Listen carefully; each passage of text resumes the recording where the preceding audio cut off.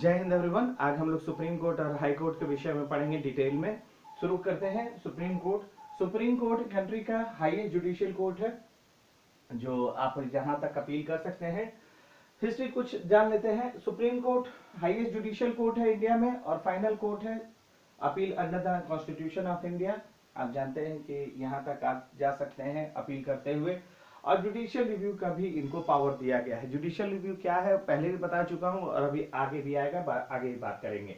चलिए देखते हैं कि इंडिया फेडरल स्टेट है। फेडरल स्टेट का मतलब हो गया कि हमारे यहाँ लेवल्स ऑफ गवर्नमेंट है। सेंटर में स्टेट सेंट्रल गवर्नमेंट, स्टेट में स्टेट गवर्नमेंट और लोकल अथॉरिटीज म्यूनसिपैलिटी या पंचायत होते हैं।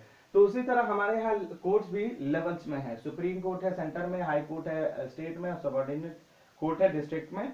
अच्छा, 1773 के एक्ट के अनुसार आपको सुप्रीम कोर्ट को एस्टैब्लिश किया गया था कलकत्ता में। क्या कोर्ट ऑफ रिकॉर्ड भी था ये, यानी इसके निर्णयों का इस्तेमाल किया जाता था आगे के निर्णय में। ठीक है, कोर्ट ऑफ रिकॉर्ड है, साथ में फुल पावर और अथॉरिटी दिया गया कि आप यहाँ पे जितने भी निर्णय हैं उसकी सुनवाई करें, मतलब जो भी मामले हैं। Supreme court at Madras Bombay को एस्टैब्लिश किया गया किंग जॉर्ज थर्ड के द्वारा 1800 और 1823 में बॉम्बे में। और इंडियन हाई कोर्ट 1861 है ना, 1861 के जब लाया गया उसके तहत high court for various provinces लाए गए और एबॉलिश यानी खत्म कर दिया गया supreme court at Calcutta, Madras और बॉम्बे का खत्म कर दिया गया। साथ में सदर अदालत इन प्रेसिडेंसी टाउन वो भी हटा दी गई। यानी अब हाई कोर्ट को फुल पावर दिया गया, फुल अथॉरिटी दिया गया कि आप केसेस की अपने अपने प्रोविंस में सुनवाई करें। ठीक, उसके बाद देखिए the high courts had the distinction of being the highest court for all of all cases till the creation of Federal Court of India। Federal court बनता है भारत में एक ऐसा कोर्ट जो कि हाईएस्ट अथॉरिटी होगा जुडिशियरी सिस्टम में, वो बना गवर्नमेंट ऑफ इंडिया एक्ट 1935 के बाद। ये कोर्ट किसकी सुनवाई करता था? प्रोविंसेस या स्टेट के आपस के डिस्प्यूट, जो भी डिस्प्यूट्स होते थे फेडरल स्टेट और प्रोविंसेस के, साथ में जो जजमेंट आते थे हाई कोर्ट के उसके अगेंस्ट भी सुनवाई करता था फेडरल कोर्ट। फिर आइए 1947 में देश को आजादी मिलता है और 26 जनवरी 1950 तक में हमारे देश में सुप्रीम कोर्ट को स्थापित कर दिया जाता है कॉन्स्टिट्यूशन के अनुसार। और पहली सिटिंग सुप्रीम कोर्ट की जो होती है 28 जनवरी 1950। ठीक, और जो बैठाई गई पहली कोर्ट उसमें एक चीफ जस्टिस और 7 छोटे जजेस, पोजीशन जजेस का मतलब होता है जो चीफ जस्टिस के नीचे के जो जजेस होते हैं, सबऑर्डिनेट। आज वर्तमान स्थिति में सुप्रीम कोर्ट में पार्लियामेंट के द्वारा जो बढ़ा दिया गया है संख्या, वो 34 जजेस हो गए including CJI, chief justice of India. CJI को ओथ कौन दिलाता है? प्रेसिडेंट दिलाता है। सीजेआई अपना रेजिग्नेशन किनको देगा? प्रेसिडेंट को देगा। सीजेआई का अपॉइंटमेंट कौन करता है? प्रेसिडेंट करता है। कोलिजियम का रोल इसमें आता है। सुप्रीम कोर्ट का फंक्शन है क्या क्या? Appeal against the verdict of high court, जो भी हाई कोर्ट का वर्डिक्ट है या कोर्ट का किसी ट्रिब्यूनल का, उसके अगेंस्ट आप जा सकते हैं सुप्रीम कोर्ट में। डिस्प्यूट अगर है वेरियस गवर्नमेंट अथॉरिटीज का या स्टेट गवर्नमेंट के बीच में या सेंटर स्टेट के बीच में, तो भी आप जा सकते हैं सुप्रीम कोर्ट। प्रेसिडेंट के मामले की सुनवाई करता है और साथ में एडवाइजर भी है प्रेसिडेंट का, कानूनी पहलू पे वो प्रेसिडेंट को देता भी है, राय मशवरा देता भी है। साथ में सुओ का मतलब होता है कि खुद से ज्ञान में लेते हुए कि कोई मामले को हायर कोर्ट या लोअर कोर्ट में चलाने के बजाय इसे सुप्रीम कोर्ट में चलाना चाहिए, या कोई ऐसे मामले हैं जो बहुत ही इंपॉर्टेंट क्वेश्चन वाले हो सकते हैं तो उसे वो खुद ब खुद अपने पास बुला सकता है। फिर सुप्रीम कोर्ट के जो भी डिक्लेरेशन है, जो भी जजमेंट होंगे, वो सारे हाई कोर्ट पे मान्य होंगे और यूनियन और सारे स्टेट गवर्नमेंट को मानने पड़ेंगे, ध्यान रखिएगा।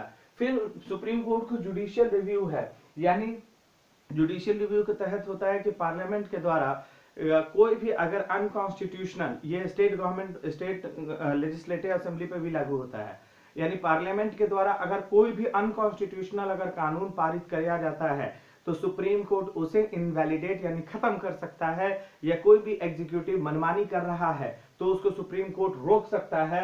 वहां पर इतना पावर दिया गया है सुप्रीम कोर्ट को।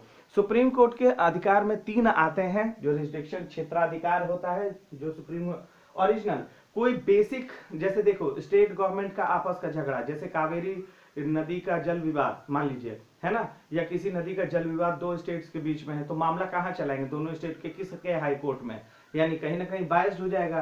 तो ये ओरिजिनली कहाँ पर ये किया जा सकता था कि ये केस जाएगा, ये जाएगा सुप्रीम कोर्ट में। सेंटर का स्टेट से झगड़ा है तो वहां पर कहाँ जाएगा, कौन अंपायर की भूमिका में आएगा, सुप्रीम कोर्ट। तो ओरिजिनली कुछ ऐसे मामले होते हैं जो सुप्रीम कोर्ट में ही आपको दिए जाते हैं, शुरुआत किए जाते हैं। अपीलेट, अपीलेट का मतलब होता है अपीलीय अदालत। यहाँ पे जैसे मान लीजिए आप किसी मुद्दे को लेकर के डिस्ट्रिक्ट कोर्ट गए, वहां पे आपको जो भी निर्णय आया खुश ना खुश, उसके बाद आप गए हाई कोर्ट, वहां पे जो जजमेंट आया खुश ना खुश, फिर आप वहां से गए सुप्रीम कोर्ट। ये अपीलीय अदालत की पूरी श्रृंखला है जहां तक फाइनली आप जा सकते हैं। एडवाइजरी, ये प्रेसिडेंट ऑफ इंडिया के एडवाइजर के तौर पे है, कानूनी पहलू पर भी ये राय मशवरा देते हैं। फिर ये सुप्रीम कोर्ट का कंपोजिशन क्या है, वर्तमान में सीजीआई मिलाकर के 34 जजेस होते हैं। अच्छा, जो सुप्रीम कोर्ट के जजेस बैठते हैं, देखो जब दो से ज्यादा, तीन तक मैक्सिमम जो जजेस एक साथ बैठ करके अगर किसी मुद्दे की सुनवाई कर रहे हैं तो उन्हें क्या बोलेंगे, डिवीजन बेंच बोलेंगे। लेकिन अगर यही 5 या उससे ज्यादा जजेस अगर किसी मुद्दे की सुनवाई कर रहे हैं तो उसको क्या बोलेंगे, कॉन्स्टिट्यूशनल बेंच बोलते हैं। ध्यान रखिएगा, एडवोकेट का जो एसोसिएशन उसको बोलते हैं बार काउंसिल, एडवोकेट का जो यूनियन होता है, एसोसिएशन होता है, उसको बोलते हैं बार काउंसिल, और बेंच होता है जजेस के जो ग्रुप को जज बेंच बोलते हैं। ठीक है, फिर सुप्रीम कोर्ट के जज की एलिजिबिलिटी आप एक बार देखें, आर्टिकल 124 के अनुसार 65 ईयर तक का एज जो है आपका रिटायरमेंट एज होता है। ठीक है, अच्छा, ये जज कैसे बन सकता है, अगर he or she has been judge of one or more high court at least 5 साल के लिए किसी न किसी हाई कोर्ट का जज रहा हो, he or she has been an advocate in one or more high court for at least 10 years, 10 साल कम से कम रहा हो, किसी हाई कोर्ट का वकील रहा हो, कम से कम प्रैक्टिस रेगुलर किया हो, he she in the opinion of the president a distinguished jurist, अगर प्रेसिडेंट की नजर में समझ आता है कि ये कानून का अच्छा जानकार है ना, तो जूरिस्ट मेंबर भी रह चुका है, मतलब निर्णय करने में ये शामिल भी रह चुके हैं, कानून के अच्छे जानकार हैं, तो उनको भी बनाया जा सकता है। ये एलिजिबिलिटी है। द जजेस of the supreme court are appointed by president. ध्यान रखिएगा, अपॉइंटमेंट किसके द्वारा होता है, प्रेसिडेंट। सुप्रीम कोर्ट के चीफ जस्टिस को ओथ कौन दिलाता है, तो प्रेसिडेंट ओथ दिलाते हैं। सुप्रीम कोर्ट का चीफ जस्टिस किसको रेजिग्नेशन थोपेगा, देगा, तो वो प्रेसिडेंट को ही देगा, क्योंकि अपॉइंटमेंट वही करते हैं। तो सिमिलरली हाई कोर्ट का जो जज होगा, जो सुप्रीम चीफ जस्टिस होगा हाई कोर्ट का भी, उसको ओथ कौन दिलाएगा, गवर्नर ऑफ द स्टेट, है ना, इस तरह से। तो CJI is appointed by the president and after consultation with the judges of the Supreme Court and High Court has been deemed necessary। यानी हाई कोर्ट के भी जजेस को चुनाव अपॉइंटमेंट प्रेसिडेंट ही करता है, लेकिन उसके लिए भी सुप्रीम कोर्ट के चीफ जस्टिस का राय सहमति लिया जाता है। ध्यान रखिएगा, उसमें गवर्नर का भी रोल आता है, रिकमेंडेशन में वो भी देते हैं। High courts in India has cohesive judiciary system and the supreme court in the apex court. Supreme court तो एपेक्स है, हाईएस्ट कोर्ट है हमारे यहाँ।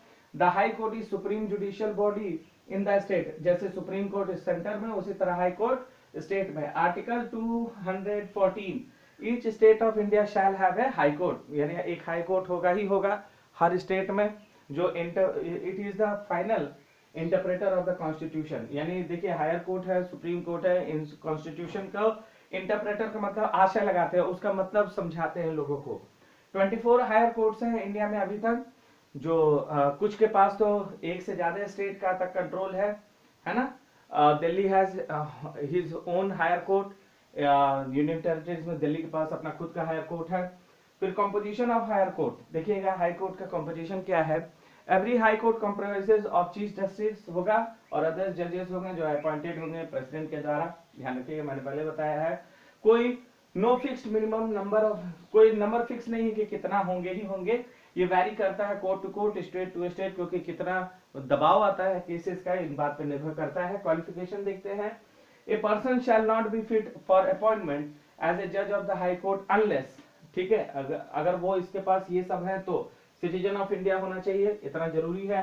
कम से कम एटलीस्ट 5 years अ जज of 1 or 2 or more high court, है ना, यानी हाई कोर्ट का अगर जज है तो 1 or 2 or more high court का जज होना चाहिए या करीब करीब 5 साल जज रहा हो। उसके बाद है he has been for at least 10 year an advocate और 1 or 2 or more high court, यानी कम से कम 10 साल कम से कम किसी हाई कोर्ट में प्रैक्टिस किया हुआ हो। ठीक है, तो ये आपको जज बन सकते हैं। He has been for at least 5 year a जज of 1 or 2 or more high court. यहाँ हाई कोर्ट जो लिखा है यहाँ पे लोअर कोर्ट होना चाहिए मेरे हिसाब से, क्योंकि वो लोअर कोर्ट में ही होगा तभी वो एलिजिबल होता है। तो ये इसको देखना होगा एक बार। फिर नेक्स्ट आते हैं, तो हमारे सामने एक लिस्ट है, आपको शायद दिख रहा हो कि नहीं दिख रहा हो, हालांकि एक बार इसे कोशिश करिएगा थोड़ा जूम करके देखने का कि हाई कोर्ट्स हैं, किस ईयर में हाई कोर्ट एस्टैब्लिश हुए, उसका टेरिटोरियल जुरिस्डिक्शन मतलब कितने कितने जगहों पर वो हाई कोर्ट कंट्रोल करती है, और उसकी बेंच मतलब एक बेंच कहाँ बैठती है। फॉर एग्जांपल यूपी में हमारे यहाँ स्टेट कैपिटल में नहीं है हाई कोर्ट, हमारे यहाँ इलाहाबाद में, और उसकी एक बेंच बैठती है आपको लखनऊ में। तो नॉर्मली देखा गया कि स्टेट के कैपिटल में ही हाई कोर्ट होते हैं। तो 1862 में सबसे पहले बॉम्बे में आया, और बॉम्बे हाई कोर्ट का जिम्मेदारी महाराष्ट्र तो है ही, दादरा नगर हवेली, गोवा, दमन, दीव का है, कुछ गुवाहाटी के पास आसाम, नागालैंड, मिजोरम, अरुणाचल प्रदेश की जिम्मेदारी है। इस तरह से आपको वेस्ट बंगाल के पास अंडमान निकोबार की जिम्मेदारी है। तो इस तरह से ये था। फिर आइए फाइनली रिट। रिट के बारे में हम लोग समझते हैं।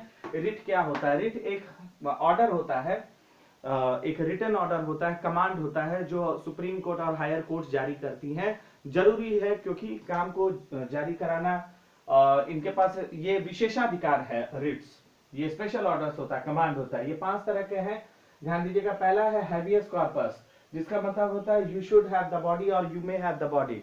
इसका मतलब है कि आप किसी को भी इलीगली आप कहीं कैप्चर करके नहीं रख सकते हैं, किसी को भी गिरफ्तार करके ऐसे भी मतलब प्रिजन में नहीं रख सकते, लॉकअप में नहीं रख सकते, या घर में नजर बंद नहीं करके रख सकते, क्योंकि अगर आपने बंद किया है तो गलत किया है। कोर्ट जारी कर सकती है हैबियस कॉर्पस की, मतलब आप विद इन 24 आवर्स के अंदर अंदर आप कोई लोकल कोर्ट में उसको लेकर के आइए, उस पर निर्णय कोर्ट करेगा, आप कोई नहीं होते हैं जो इस पर निर्णय करेंगे। गेटिंग? तो हैबियस कॉर्पस लैटिन टर्म है, ध्यान रखिए ये सारे लैटिन वर्ड हैं। मैंडमस, मैंडमस का मतलब है तो टू कमांड। इसका मतलब है कि अगर कोई पब्लिक अथॉरिटी अगर को परफॉर्म जो करना है ड्यूटी, और वो ड्यूटी अगर वो नहीं कर रहा है, या लोअर कोर्ट अगर जो परफॉर्म करनी चाहिए ड्यूटी अगर वो लोअर कोर्ट या वो पब्लिक अथॉरिटी अपनी वो ड्यूटी नहीं कर रहा है, तो मैंडमस जारी किया जाता है सुप्रीम कोर्ट और हायर कोर्ट के द्वारा, जिसके तहत कमांड दिया जाता है कि आपको वो कार्य करना ही करना है। ठीक है। फिर आइए सेटेलरी। इसका मतलब होता है may be defined as judicial order operating in persona and carried out in the original legal proceeding be issued against constitutional body, statutory bodies like corporation, requiring the records of any। इसका मतलब होता है to inform, यानी सेटेलरी के तहत जो courts होती हैं, सुप्रीम कोर्ट और हायर कोर्ट्स होती हैं, वो इंफॉर्मेशन सीख करती हैं। कोई ऐसे इशू है जो इंफॉर्मेशन से हो सकता है कि कुछ क्वेश्चंस का जवाब ऐसे मिल जाए जिससे केस को सुलझाने में या कोई मामले को सुलझाने में मदद मिलता है, तो वो इन्फॉर्म सीख कर सकती हैं पब्लिक अथॉरिटी और लोअर कोर्ट से, जिससे चाहे सेटेलरी के तहत। फिर नेक्स्ट आता है प्रोहिबिशन, टू फॉरबिड और टू स्टॉप। इसका मतलब होता है किसी कार्य को रोक देना, मतलब चलती कार्रवाई को चाहे तो सुप्रीम कोर्ट हाई कोर्ट रोकवा सकती है। कोई भी पब्लिक अथॉरिटी ऑफिशियल हो, चाहे लोअर कोर्ट हो, चाहे कोई भी हो, उसको प्रोहिबिशन अगर आ गया, सुप्रीम कोर्ट का ये रिट अगर जारी हो गया, तो वो जहां है उसी स्थिति में उसको रोकने की बात हो जाती है। ठीक है, वो जारी किया जा सकता है। और क्यो वारंटो, इसका मतलब होता है बाय व्हाट वारंट, या इसको क्यो वारंटो को बोलते हैं कि व्हाट इज योर अथॉरिटी। इसका मतलब है कि आपकी जो ताकत थी, जो जितनी शक्ति थी, आप उससे आगे बढ़ करके काम किए, क्या ये आपकी अथॉरिटी में आता है? मतलब आप अपने अथॉरिटी से आगे बढ़ करके कैसे निर्णय कर सकते हैं, कैसे वो काम कर सकते हैं। तो क्यो वारंटो इसलिए जारी किया जाता है। तो ये रिट्स है जो सुप्रीम कोर्ट और हायर कोर्ट के द्वारा जारी किए जाते हैं। हम लोगों ने देखा सुप्रीम कोर्ट और हायर कोर्ट में। ठीक है। और एक बात ये भी है कि इसमें जो कुछ कई फैक्ट्स हैं, जिन फैक्ट्स को हम लोग को ध्यान में देना है, ये फैक्ट्स हम लोग को ध्यान में रखना है। और आज के लिए इतना ही। फिर मिलेंगे। जय हिंद। एक जगह याद रखिएगा, जो हमने आपसे एक बात कहा था कि जो बताया गया था कि हाई कोर्ट के जज होने के लिए, मैं इसको एक बार क्लियर कर देना चाहता हूं कि जो हाई कोर्ट के जजेस की बात हुई थी कि यहां पे देखें, a person shall not be fit for the जज of the high court unless citizen, correct है, एटलीस्ट 5 ईयर ऑफ जज of one or of 2 or more high court, नहीं ऐसा नहीं है। ये 10 इयर्स एडवोकेट वो हाई कोर्ट में एडवोकेट करेगा, ये 1 or 2 or more high courts नहीं है। मतलब अगर वो लोअर कोर्ट्स में अगर जज है एटलीस्ट, तो उसके पास ये क्वालिफिकेशन होगा कि वो फिर हायर कोर्ट का जज बन सकता है। ध्यान रखिएगा, यहाँ पे थोड़ा सा त्रुटि है, इसको ध्यान रखिएगा कि वो 5 इयर्स ऑफ ए जज ऑफ 1 और मोर और 2 और मोर हायर कोर्ट नहीं है, हाई कोर्ट नहीं। हाई कोर्ट का यहाँ पे अर्थ अलग लिया गया है। यहाँ का मतलब है कि किसी जो उससे लोअर कोर्ट्स है उसमें अगर वो जज होगा तो वहां पर फिर उसके उस एक्सपीरियंस को काउंट किया जाएगा। ध्यान रखिएगा। और ऐसे अगर चीफ जस्टिस अगर बनना है आपको, हाई कोर्ट का चीफ जस्टिस, ध्यान रखिएगा ये भी पहलू है कि हाई कोर्ट का अगर चीफ जस्टिस बनना है, यानी सबसे सुप्रीम जज अगर हाई कोर्ट का बनना है, तो इसका मतलब है कि आपको किसी ना किसी अदर हाई कोर्ट में या किसी हाई कोर्ट में एज ए जज के तौर पे आप हों। यहाँ पे जो लिखा है वो एक तरह से सही भी है, क्योंकि हाई कोर्ट में जब आप जज होंगे तो आप सुप्रीम चीफ जस्टिस बन सकते हैं उस स्टेट के हाई कोर्ट का, लेकिन हाई कोर्ट के जज बनने के लिए आपको लोअर कोर्ट में प्रैक्टिस होना जरूरी है। आशा करता हूं कि ये पार्ट भी आपका क्लियर हो गया होगा। और कई और फैक्ट्स है, तो प्लीज इसको पढ़ते रहिए और जितना एंजॉय करिए, जितना खोजिए, जितना रिसर्च करिए, बहुत जरूरी है। सोशल साइंस में एंजॉय करिए खूब सोशल साइंस को। ठीक है, फिर मुलाकात होगी। जय हिंद एवरीवन।